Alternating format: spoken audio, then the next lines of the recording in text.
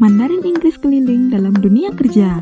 Hai teman-teman, kali ini Mandarin Inggris keliling akan mengajak kalian untuk belajar bahasa Mandarin. Apa saja yang akan kita bahas dalam video ini? Kita simak sama-sama yuk. Pertama-tama, untuk pemanasan, kita akan mempelajari beberapa kosakata mengenai topik seputar akuntansi, motor, dan administrasi. Kosakata tentang akuntansi yaitu seperti kuaici yang berarti akuntansi, daifang yang berarti kredit, jiefang yang berarti debit, xiaoshou yang berarti penjualan, shouru yang berarti pendapatan, huafei yang berarti pengeluaran, dan kosakata lainnya. Selanjutnya adalah kosakata tentang motor, seperti motoche yang berarti motor, fangxiangteng yang berarti lampu sein, chelun yang berarti roda, anzuo yang berarti jok atau saddle, cepa yang berarti setir, ceyaoshi yang berarti kunci kontak, dan lain-lain. Yang terakhir adalah kosakata tentang administrasi, seperti jingli yang berarti manajer, renli ziyuan bu, HRD, huiyi yang berarti rapat, bankongshi kantor, fuyin memfotokopi, tain mencetak, dan lain-lain. Kosakata lainnya dapat dibaca dan dipahami sendiri ya, semua ada di dalam buku materi. Kemudian, pada video ini, kita juga akan belajar bagaimana menulis borang lamaran dalam bahasa Mandarin. Nah, sudah ada yang pernah menulis surat lamaran kerja belum? Kalau belum, mari kita simak pembahasan berikut ini. Dalam menulis surat lamaran, ada beberapa bagian yang penting untuk dicantumkan.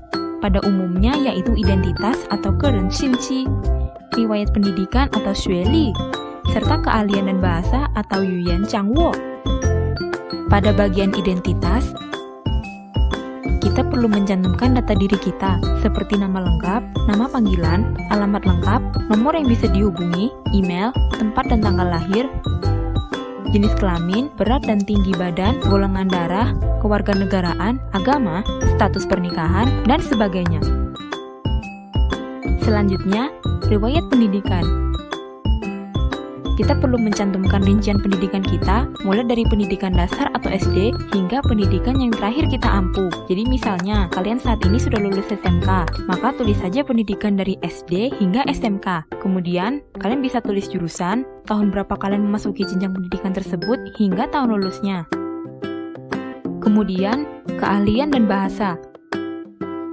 Pada bagian ini, kita dapat mencantumkan kemampuan atau keahlian kita yang dapat membantu profesi yang akan kita ambil di masa mendatang. Misalnya, kalian mahir mengoperasikan komputer, maka tulis saja keahlian dalam komputer, kemudian centang pada kolom bagian mahir. Atau, jika kalian bisa berbahasa Inggris, maka tulis saja bahasa Inggris, kemudian centang pada kolom bagian mahir. Berikut ini adalah contoh bagaimana menulis borang lamaran dalam bahasa Mandarin secara umum.